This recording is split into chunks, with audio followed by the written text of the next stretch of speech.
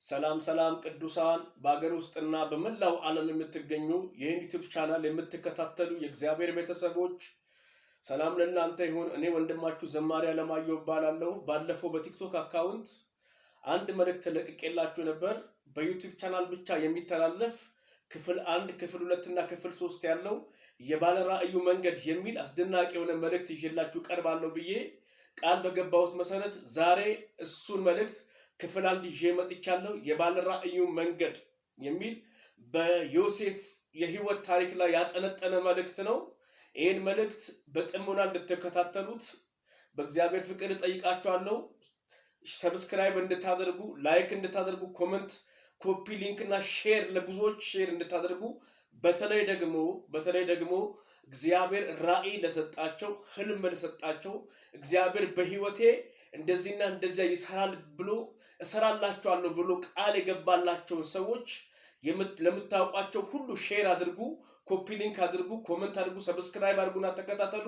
የዚህ ቻናል ቤተሰብ ሁኑ ወዳጆቼ። ቀጥታ ወደ ክፍል 1 ትምህርት እንሄዳለን። የባለ ራእዩ መንገድ ክፍል 1 መነሻ ጥቅሳችን የሚሆነው ዘፍጥረት ምዕራፍ 37 ቁጥር 5 እስከ 11 ያለውን ነው። እኔ አለፍ እያልኩ ነው የማነበው። በጣም አስደናቂ የሆነ መልእክት ነው። ተከታተሉኝ። እንዲህ ይላል ቁጥር 5 ዮሴፍም ህልምን አለመ፣ ለወንድሞቹም ነገራቸው። እነርሱም እንደገና በብዙ ጠሉት። እርሱም አላቸው፣ እኔ ያለምሁትን ህልም ስሙ። እነሆ እኛ በእርሻ መካከል ነዶ ስናስር ነበርና፣ እነሆም የኔ ነዶ ቀጥ ብላ ቆመች፣ የእናንተም ነዶ በዙሪያው ከበው ለእኔ ነዶ ሰገዱ ብሎ ዮሴፍ ለወንድሞቹ ይሄን ህልም እንዳየ ለወንድሞቹ ይነግራቸዋል። በዚህ መካከል በጣም የሚደንቀው ነገር ዮሴፍ የያዕቆብ ልጅ ነው። ያዕቆብ በስተርጅና የወለደው ያዕቆብ በእድሜ ማምሻው አካባቢ የወለደው ልጅ ነው። ከወንድሞቹ መካከል በጣም የሚወደው ከወንድሞቹ መካከል ካሉት ልጆቹ መካከል ዮሴፍን በጣም ስለሚወደውና በስተርጅና እድሜው እያለ የወለደው ስለሆነ እጅግ በጣም ከሌሎቹ አብልጦ እንደሚወደው መጽሐፍ ቅዱስ ይናገራል። ከፍ ብለን ቁጥር 4 ላይ ስናነብ ዮሴፍ ህብረ ቀለም ያላትን ልብስ ያጌጠች ልብስ አባቱ ያዕቆብ እየገዛ ያለብሰው ነበር፣ ያሳምረው ነበር። ከዚህ የተነሳ ወንድሞቹ በጣም የሚጠሉት በጣም የሚቀሩበት ልጅ ነበረ። በዚህ ሁኔታ ውስጥ እያለ ነው ዮሴፍ ከወንድሞቹ ጋር በእርሻ መካከል ነዶ እያሰሩ ያለ አንድ ህልም አለምኩ፣ አንድ ህልም አየው ብሎ ለወንድሞቹ ነግራቸዋል። ቁጥር 5 እንዳነበብኩላችሁ በእርሻ መካከል ነዶ ስናስር የናንተ ነዶ ለእኔ ነዶ የኔ ነዶ ቀጥ ብላ ቆማ የናንተ ነዶ ግን ለእኔ ነዶ ሲሰግዱ አየው የሚል አስደናቂ የሆነ ራእይ፣ አስደናቂ የሆነ ህልም፣ አስደናቂ የሆነ ትንቢት ነገራቸው። መጽሐፍ ቅዱስ ዮሴፍን ይጠሉት እንደነበር ይናገርና እዚህ ጋር ቁጥር 5 ጋር ግን ካየው ህልም የተነሳ ከፊት ይልቅ አጥብቀው ጠሉት ይላል መጽሐፍ ቅዱስ። ዮሴፍ ትንሽ ነው ግን በአባቱ የሚወደድ። ዮሴፍ ትንሽ ነው ግን ባለ ራእይ። ዮሴፍ ትንሽ ነው ግን ባለ ህልም። በወንድሞቹ የሚጠላ፣ በወንድሞቹ ለሞት የሚፈለግ፣ በሞት የሚመክሩት ልጅ ነው። ሊገሉት የሚመክሩት ልጅ ነው። ለምን? ከህልሙ የተነሳ አባቱ ስለሚወደው ህልሙን እግዚአብሔር ህልም አሳይቶኛል፣ የናንተ ነዶ ለኔ ነዶ የኔ ነዶ ቀጥ ብላ ቆማ የናንተ ነዶ ግን አለ ለኔ ነዶ ሲሰግዱ አየው ብሎ ለወንድሞቹ ከነገራቸው ህልም የተነሳ ከነገራቸው ራእይ የተነሳ ወንድሞቹ ዮሴፍን ይጠሉት ነበር። አጥብቀው ከፊት ይልቅ ጠሉት ይላል መጽሐፍ ቅዱስ። ጠሉት ይላል።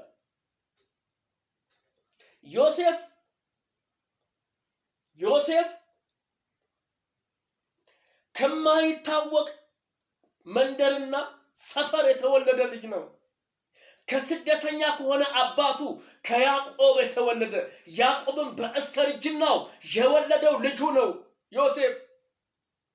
ለነ ይሁዳ ደግሞ ለነ ምናሴ ለነጋድ ወንድማቸው ነው ዮሴፍ፣ ታናሽ ወንድማቸው። ነገር ግን ከያዕቆብ ፍቅር የተነሳ ያዕቆብ ለሱ ከሚያደርግለት ድርጊት የተነሳ በጥላቻ የተሞሉ ወንድሞች፣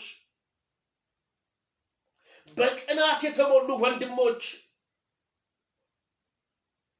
ሊገሉ የሚመክሩት ወንድሞች ታናሽ ወንድማቸውን ለመግደል ባየው ራእይ የተነሳ ባየው ህልም የተነሳ ከማይታወቅ ሰፈርና መንደር የተወለደ ትንሹ ዮሴፍ፣ ከስደተኛ አባት የተወለደ ትንሹ ዮሴፍ እግዚአብሔር ከነርሱ ጋር እልህ የተጋባ ይመስል ከወንድሞቹ ጋር እልህ የተጋባ ይመስል አንድ ህልም አሳየው። የናንተ ነዶ ለኔ ነዶ ሲሰግድ አየው። በዚህ ብቻ አላበቃም ዮሴፍ፣ በዚህ ብቻ አላበቃም ዮሴፍ። በጣም የሚገርመው ቁጥር 8 ጋር ስትመጡ የሚደንቅ ነገር ፀሐይን ሌላ ህልም አለምኩ ብሎ ይነግራቸዋል። ምን አይነት ሲል ፀሐይና ጨረቃ እንዲሁም 11 ከዋክብት ሲሰግዱልኝ አየው።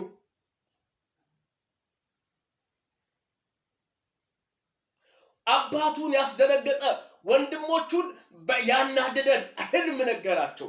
ሌላ ራእይ፣ ሌላ ትንቢት፣ ሌላ እግዚአብሔር ህልም፣ ሌላ ራእይ በሱ ውስጥ ጨመረ። ምን? አባቱና እናቱ ፀሐይና ጨረቃ እንዲሁም 11 ከዋክብት ሲሰግዱልኝ አየው። በዚህ ጊዜ ወንድሞቹ ከፊት ይልቀሉ ጠሉት ካለ በኋላ አባቱ ገሰጸው። ምን አይነት ህልም ነው ያየኸው? ምንድነው የምታወራው? አንተ እናትና አባትህ እኔና እናትህ ልንሰግድልህ ይሆን? እኔና እናትህ ወንድሞችም ጭምር ላንተ በመሬት ተደፍተን ልንሰግድልህ ይሆን እንዴ ብሎ አባቱ ገሰጸው ይላል መጽሐፍ ቅዱስ። ምንም አባቱ ይገስጸው እንጂ እግዚአብሔር ያሳየው ህልም ስለሆነ እግዚአብሔር የሰጠው ራእይ ስለሆነ ከመፈጸም ግን ወደ ኋላ አላለም። የተፈጸመበት መንገድ ብዙ ውጣ ውረዶች ቢኖሩበትም የተፈጸመበት መንገድ ብዙ ውጣ ውረድ መከራ ውስጥ ቢሆንም በመከራ ቢያልፍም በጉድጓድ ውስጥ ቢከቱትም ቢሸጡትም ለጲጢፋራ ባሪያ ቢሆንም ወይን ቤት ቢገባም በሰዎች ቢረሳም ዮሴፍ ግን ያየው ህልም ከመፈጸም ወደ ኋላ አላለም። ወዳጄ ይሄን ዩቲዩብ የምትከታተሉ እህቶችና ወንድሞቼ በአገር ውስጥና በመላው ዓለም የምትገኙ እኔ ነግራችኋለሁ፣ እግዚአብሔር የተናገራችሁ እውነት አለ። እግዚአብሔር በጸሎት ስፍራችሁ ያወራችሁ ነገር አለ። እግዚአብሔር በህልም ያሳያችሁ ነገር አለ። እግዚአብሔር በቃሉ የነገራችሁ ነገር አለ። እግዚአብሔር በትንቢት በአደባባይ ያወራችሁ ነገር አለ። እርግጠኛው እኔ ነግራችኋለሁ፣ እግዚአብሔር የተናገረውን በህይወታችሁ ሳይፈጽም አትሞቱም። በህይወቱ ሳስፈጽም እናንተ ከንቱ አትሆኑ።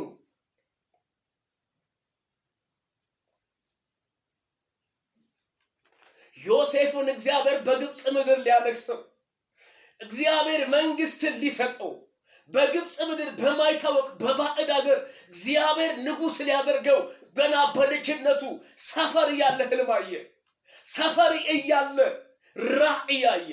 ፀሐይና ጨረቃ 11 ከዋክብት ሲሰግዱልኝ አየው የሚል የትንቢት ቃል ራእይ ነገራቸው፣ ህልም ነገራቸው። ወንድሞቹ ከዚህ የተነሳ ጠሉት ይላል መጽሐፍ ቅዱስ።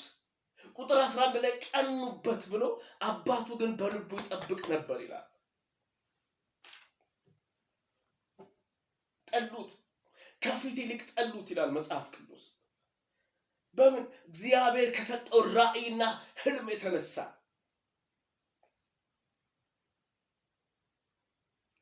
ለምን መሰላችሁ የጠሉት? እኛ ላይ መንገስ ታስባለህ እንዴ?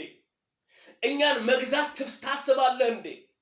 እኛ ላይ ልትነግስብን ነው ወይ የሚል ቅናት ውስጣቸው ገባ። የሚል ጥላቻ ውስጣቸው ገባ። በወንድሞቹ ውስጥ ገባ። ወዳጆች እግዚአብሔር የተናገራችሁ ራእይ አለ። እግዚአብሔር ያወራችሁ ህልም አለ። እግዚአብሔር ሳይፈጽም በእናንተ ህይወት እሱን ራእይ እሱን ህልም በፍጹም ሳይፈጽም እናንተ አትሞቱ። እግዚአብሔር የእናንተን የራእያችሁን መጨረሻ የህልማችሁን የተናገራችሁን ያን እውነት ሳይፈጽም እናንተ አትሞቱም።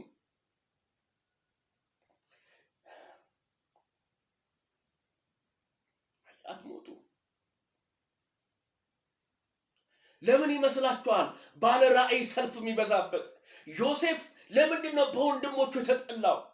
ዮሴፍ ለምንድነው መከራ የበዛበት? ዮሴፍ ለምንድነው አባቱ የገሰጸው? ለምንድነው ዮሴፍ የሚያልፍበት መንገድ ውጣ ወረድ ሆነው? ለምንድነው ዮሴፍ በመከራ ውስጥ የሚያልፈው?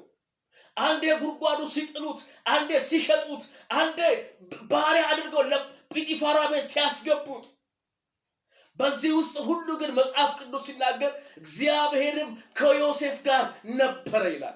እግዚአብሔር አንድ እርግጠኛ መሆን ያለባችሁ እግዚአብሔር ከእናንተ ጋር ስለመሆኑ እርግጠኛ ሁኑ። እግዚአብሔር ምስክሬ ነው። እግዚአብሔር ከእናንተ ጋር አብሮ ከመሆኑ የተነሳ ምንም በህይወታችሁ ምንም የህይወት ውጣ ውረድ ውስጥ ብትገቡ፣ የእናንተ መንገድ ጠመዝማዛ ቢሆን፣ የእናንተ መንገድ ድጥና ጨለማ ቢሆን፣ የእናንተ መንገድ መከራ ቢበዛ ሰልፍ ቢበዛበት ክፉ ሰዎች ቢማከሩባችሁ በክፋት የእናንተ ህልም ግን ከመፈጸም ወደ ኋላ አይልም። ይሄን እውነት ነግራችኋለሁ። እግዚአብሔር ይናገራችሁ እንጂ ለምን ይመስላችኋል ሰልፍ የሚበዛበት የባለ ራእዩ መንገድ? ይሄን ነው ክፍል 1 የመጀመሪያ ብዬ ነግራችሁ። አንደኛ የባለ ራእዩ መንገድ መከራ የሚበዛበት ጠመዝማዛ የሚሆነው አንደኛ መለኮታዊ ራእይ ትልቅ ከመሆኑ የተነሳ ነው። ትልቅ ከመሆኑ የተነሳ ሰልፍና መከራ ይበዛበታል የባለ ራእይ መንገድ። ለምን?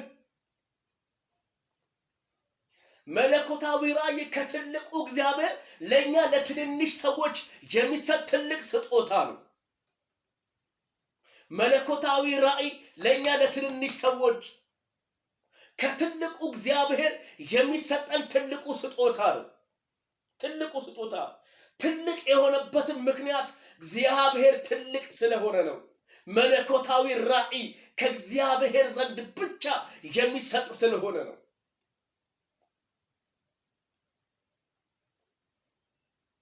ትልቅ አንደኛ መለኮታዊ ራእይ ከትልቁ ከእግዚአብሔር ለኛ ለትንንሾች የሚሰጥ ትልቅ ስጦታ ነው።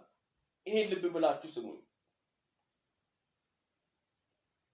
መጽሐፍ ቅዱስ ሲናገር እንደዚህ ይላል፣ እግዚአብሔር ትልቅ ነው ብሎ ግን ማንንም አይንቅም ይላል። የእግዚአብሔር ሰውን የማይንቅበት ዋናው ምክንያት የትልቅነቱ ግዝፈት ነው። እግዚአብሔር ትልቅ ነው ግን ማንንም አይንቅም ደግሞ ይላል። ኢየሱስ ክርስቶስ ጌታ ነው። ግን ማንንም አይንቅም ይላል። ሰው ነው ሰውን የሚንቀው። ሰውን የሚለካበት ብዙ መለኪያዎች አሉት። ሰውን የሚለካበት ብዙ ልኬቶች አሉት። ሰውን የሚንቅበት በኢኮኖሚ ስታተሱ ይለካዋል። ሰውን በትምህርት ደረጃው ይለካዋል። ሰውን በመልክና በውበቱ ይለካዋል። ሰውን በቁመቱ ይለካዋል። ሰውን ብዙ የሚለካበት ልኬት አለው። ከዚህ የተነሳ ሰዎች ሰውን ይንቃሉ። እግዚአብሔር ትልቅ ነው ይላል መጽሐፍ ቅዱስ፣ ግን ማንንም አይንቅም። ትልቁ እግዚአብሔር ትልቅ ራእይ ይዞ ወደ ዮሴፍ ህይወት መጣ። ወደ ዮሴፍ ቤት መጣ። ወደ ዮሴፍ ማንነት መጣ። ወደ ያዕቆብ ቤት ንግስናን ይዞ መንግስትን ይዞ አስተዳደርን ይዞ መጣ። ዮሴፍ ከዘሩ ማንም ያልተቀመጠበትን ዙፋን ይዞለት መጣ። ለዮሴፍ ማንም ከዘሩ አይቶት የማያውቀው መንግስታዊ አስተዳደር ይዞ መጣ። ለዮሴፍ ማንም ከዘሩ አይቶ የማያውቀው ገዥነትን ይዞ መጣ። እግዚአብሔር ገና ሰፈር እያለ ገና መንደር የማይታወቅበት መንደር እያለ ከስደተኛ አባቱ ጋር እያለ እግዚአብሔር ትልቅ ራእይና ህልም አሳየው። ኢየሱስ ጌታ ነው። ወዳጄ መለኮታዊ ራእይ ትልቅ ስለሆነ ከትልቁ እግዚአብሔር የሚሰጥ ትልቅ ስጦታ ስለሆነ ነው ሰልፍ የሚበዛበት፣ መከራ የሚበዛበት፣ ስደት የሚበዛበት፣ ጉድጓድ ውስጥ መግባት የሚበዛበት፣ መንገዱ ጠመዝማዛ የሚሆነው፣ ሰዎች በክፋት የሚመክሩበት መለኮታዊ ራእይ ከትልቁ እግዚአብሔር የሚሰጥ ትልቅ ስጦታ ስለሆነ ነው። ኢየሱስ ክርስቶስ ጌታ ነው። ገና ሰፈር እያለ መንግስት አየ። ገና ሰፈር እያለ ንግስናን አየ። ገና ሰፈር እያለ ረሃብን፣ ዓለም ላይ የመጣውን ረሃብ የሚታደግበት ራእይ እግዚአብሔር ሰጠው። የሚገርመኝ ግን የወንድሞቹ ሁኔታ አይገርምም? 37 ቁጥር 18 ላይ እንዲህ ይላል፣ ኑ ያ ባለ ራእይ መጣ እንግደለው አሉት። እንግደለው ብሎ ተማከሩ ይላል። ከህልሙ አንድ እንኳን ይሆን እንደሆነ እንያሉ። ከህልሙ የሚሆነውን እንይ፣ ኑ እንግደለው። ወንድሞቹ እኮ ናቸው፣ የአባቱ ልጆች፣ ታላላቆቹ።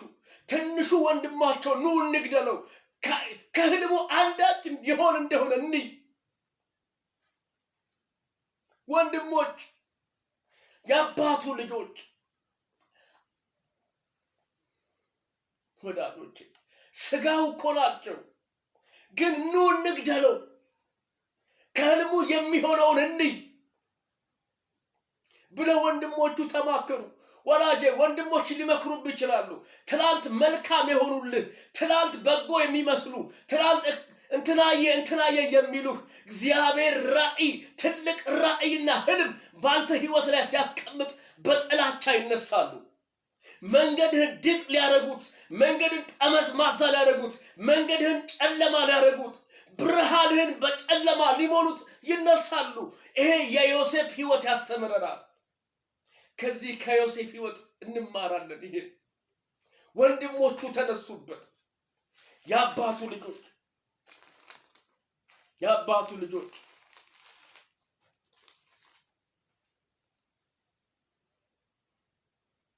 እኔ ሁሌ ይገርመኛል።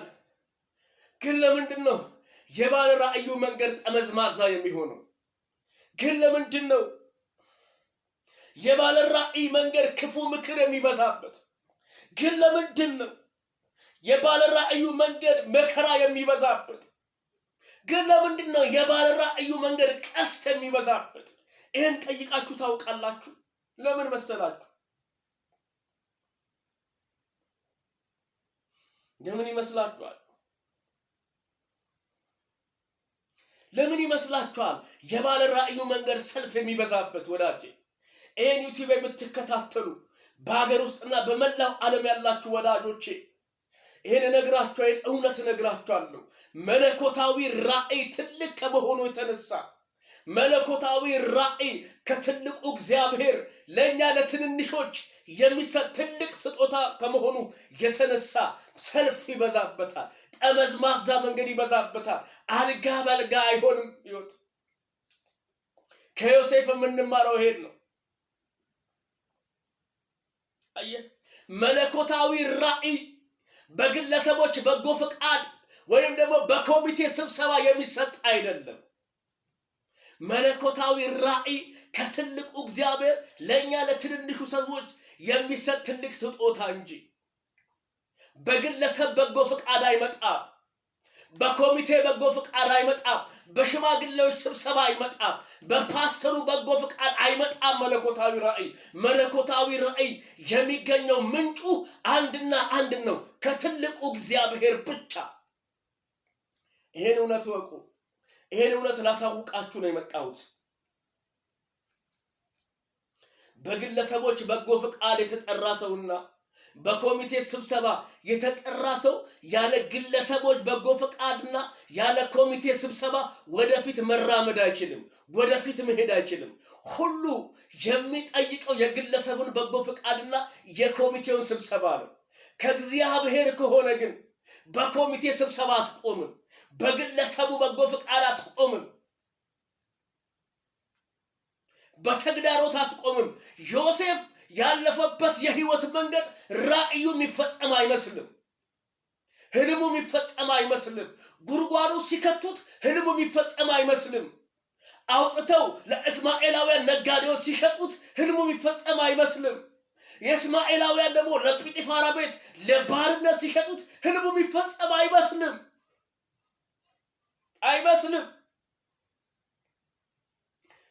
ከጲጢፋራ ቤት ወደ ወይን ቤት ሲገባ የዮሴፍ ራእይ የሚፈጸም አይመስልም።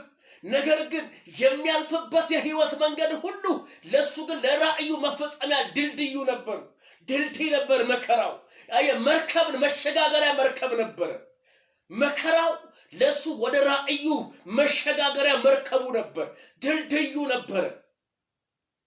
ዛሬም በህይወታችሁ በርካታ ውጣ ውረዶች የሚያልፉባችሁ እህቶቼና ወንድሞቼ ባለ ራእዮች ስሙኝ። እግዚአብሔር ህልም አለን የምትሉ፣ እግዚአብሔር ያሳየኝ የነገረኝ እውነት አለ የምትሉ፣ እግዚአብሔር በትንቢት ያወራኝ፣ እግዚአብሔር ብቻዬን በጸሎት ስፍራ ያወራኝ ነገር አለ ብላችሁ የምታምኑ እህቶቼና ወንድሞቼ ነግራችኋለሁ። የምታልፉበት መንገድ ለእናንተ ለራእያችሁ መፈጸሚያ ድልድይ እንጂ መሞቻችሁ አይደለም። የእናንተ መጨረሻ እሱ አይደለም። የእናንተ መጨረሻ መከራችሁ እንደ መርከብ፣ መከራችሁ እንደ ድልድይ አሻግሯችሁ ከግባችሁ ጋር ያገናኛችኋል። ኢየሱስ ጌታ። በግለሰቦች በጎ ፈቃድ የሚሰጥ አይደለም ራእይ። በኮሚቴ ስብሰባ አይመጣም ራእይ። ከእግዚአብሔር ዘንድ የሚሰጥ እንጂ። ለዮሴፍ ለትንሹ ዮሴፍ ከእግዚአብሔር ዘንድ ገና ሰፈር እያለ ገና መንደር ውስጥ እያለ ገና ከስደተኛ አባቱ ጋር ከወንድሞቹ ጋር አብሮ እየኖረ እያለ እግዚአብሔር ትልቅ ራእይ ሰጠው። ንጉሥ የሚሆንበትን፣ መንግስት የሚያስተዳድርበትን፣ ዓለምን የሚመገብበትን ራእይ ሰጠው እግዚአብሔር። አንደኛው ክፍል 1 ላይ ማወቅና እንድታውቁት የሚፈልገው ነገር ቢኖር መለኮታዊ ራእይ ትልቅ ከመሆኑ የተነሳ ብዙ ሰልፍና ውጣ ውረድ ይበዛበታል። ትልቅ ስለሆነ ለኛ ለትንንሽ ሰዎች የሚሰጥ ትልቅ ስጦታ ስለሆነ አንድ ነገር ልጨርስ። ከትልልቅ ራእይ ጋር ለመጋባት ከትንንሽ ከሰፈር ሐሳብ ጋር መፋታት ምርጫ ሳይሆን ግዴታ። ነግራችኋለሁ፣ ልድገመው። ከትልልቅ ራእይ ጋር ለመጋባት ከትንንሽ ከሰፈር ሐሳብ ጋር መፋታት ምርጫ ሳይሆን ግዴታ ነው። መፋታት ግድ ነው። ከትንንሽ ሐሳብ ጋር፣ ከተራ ሐሳብ ጋር መፋታት የግድ ነው። ዮሴፍ ያለፈበት መንገድ ለህይወቱ ለራእዩ መፈጸም መንገድ አይመስልም። እሱ የእግዚአብሔር ሰዎች በዚህ ሁኔታ ውስጥ ያላችሁ ሰዎች አላችሁ። እግዚአብሔር እንዲህ ይላችኋል፣ የምታልፉበት መንገድ መሸጋገሪያችሁ እንጂ መጥፊያችሁ አይደለም። የምታልፉበት እናንተ ባለ ራእዮች ስሙኝ፣ የምታልፉበት መንገድ ለእናንተ ድልድይ እንጂ መጥፊያችሁ አይደለም። ራእያችሁ መጨረሻውን ግቡን ይመታል። ወዳችኋለሁ። በመላው ዓለም የምትገኙ ለብዙዎች ይሄን መልእክት ሼር አድርጉልኝ። በተለይ ለባለ ራእዮች ለህልመኞች ይሄን መልእክት ሼር አድርጉልኝ፣ አድርሱልኝ። ኮፒ ሊንክ አድርጉ፣ ኮሜንት ጻፉ፣ ላይክ አድርጉ፣ ሰብስክራይብ አድርጉ። እግዚአብሔር ይባርካችሁ። ወዳችኋለሁ። ተባረኩልኝ። ክፍል 2ን በሚቀጥለው ሳምንታት እለቅላችኋለሁ። እስከዛ በዚህ ተባረኩ፣ ከፍ በሉ።